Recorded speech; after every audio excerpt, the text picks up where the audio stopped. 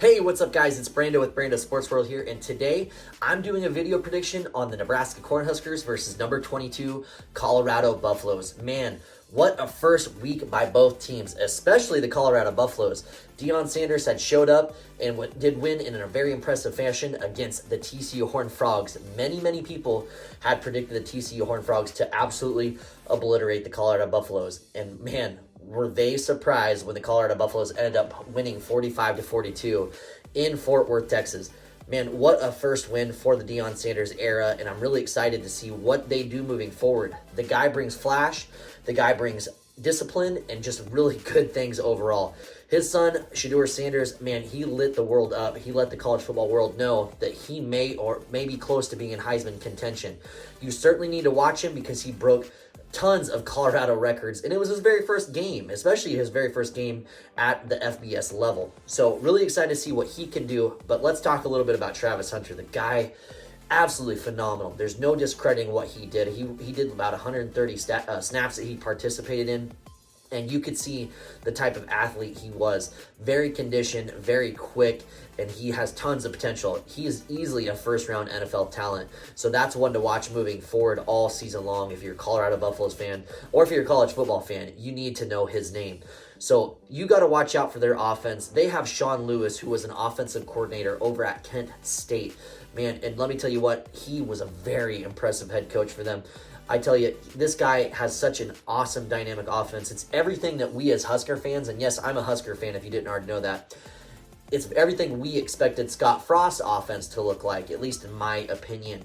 So we did not have that type of offense, so we can only dream of having that offense and what could have possibly been. But Sean Lewis, got to give the guy credit. He really showed up, had confused the heck out of the TCU defense, and honestly, it looked like TCU's defense was taking them way too lightly. So if they could have that game back, I think they would, but I don't think it would have mattered. Man, Deion Sanders and company, they had a game plan, and they followed through with it, and they looked really good doing it. They looked very penalty-free. I think they had like 4 or 5 penalties maybe on the game. Did a really good job defensively as well. I know a lot of people say, oh, well, they scored 42 points. TCU did. Yeah, but you know what? They actually looked pretty solid, especially in that first half. So, yes, TCU might have wore them down a little bit, but that's to be expected. I mean, these guys were out here busting their butts, working really hard. And I tell you what, it was really impressive for Travis Hunter to get that interception. And maybe that would, some people would say that could be the play of the game that actually won them the game. You know, he just jumped a route that looked like an easy touchdown score for TCU, but he jumped the route and picked it off. And you can just see, like I said, watch out for that guy. He looked absolutely phenomenal. So early keys for Colorado's offense. Got to get some points up on the board early. If they can score a couple touchdowns, then this game might be over early for the Nebraska Cornhuskers because they will be relying on their defense to win this one. Defensively, Colorado really needs to focus on limiting deep passes. For instance, Jeff Sims, you know, he's probably not going to be targeting a ton of receivers this game, and I think Nebraska's going to go heavy run. But if Nebraska can score by passing, then watch out because they will be more dynamic than Colorado is anticipating. So for Nebraska, man, let's talk a little bit about the Cornhuskers. I know tons about the Cornhuskers. Jeff Sims, man, what a bad start for him. You know, he did good things on the ground, obviously. In the option game, when they did go to that, you know, you could see that he was a very physical, downhill running quarterback.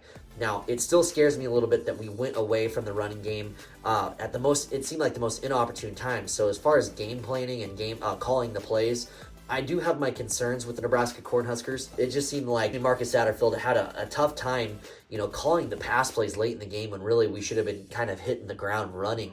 We looked very physical in the running game, so I'm hoping that this game, especially that Nebraska can go back to that and wear out the Colorado defense. Especially if Travis Hunter is on the in the secondary, they need to run the ball towards him over and over and over again and really wear him down because he's going to be a key playmaker for Colorado, both offensively and defensively. So my game plan for the Nebraska Cornhuskers would be to take the ball, run it downhill, get a fullback in there even, and just really pound the rock over and over and over again and show them that we are a physical Big Ten team.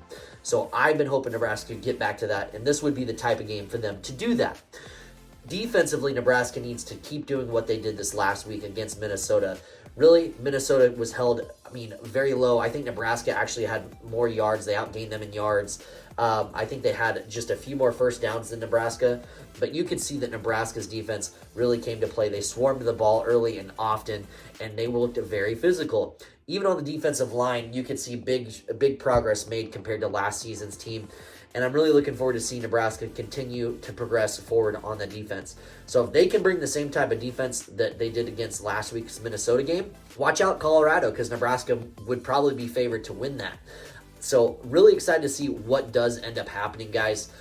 So ultimately, here's how I think it's going to play out. I think early in the first half, Nebraska's going to try to demand a very physical downhill running game, and I think it starts to wear on the Colorado Buffaloes.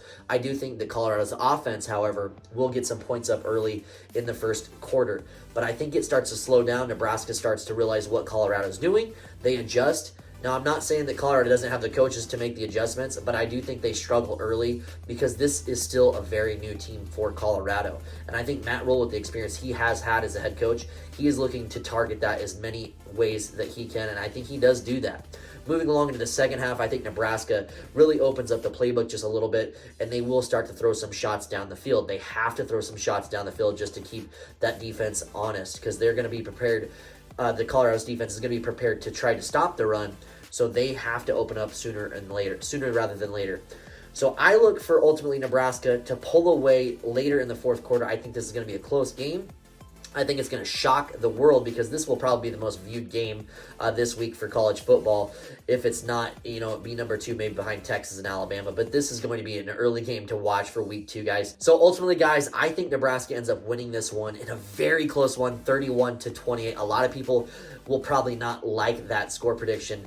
Now, I do think Colorado is more than likely going to win this game. I just cannot pick Colorado to beat the Cornhuskers this week. This is an old Big 12 rivalry.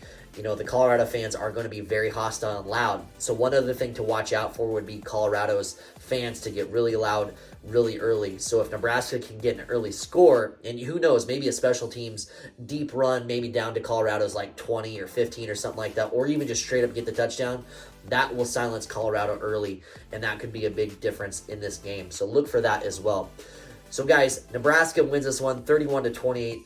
Up in Boulder. What a game it's going to be. Really excited to see how Nebraska's defense goes up against Colorado's offense and vice versa. So really looking forward to it. But as always, guys, like this video if you're a Nebraska fan. If you're a Colorado fan too, I'm going to make a ton of Colorado content. I got to this year. It's going to be a fun season for them. But definitely like this video. Subscribe to my channel. And as always, guys, I'll see you in the next video.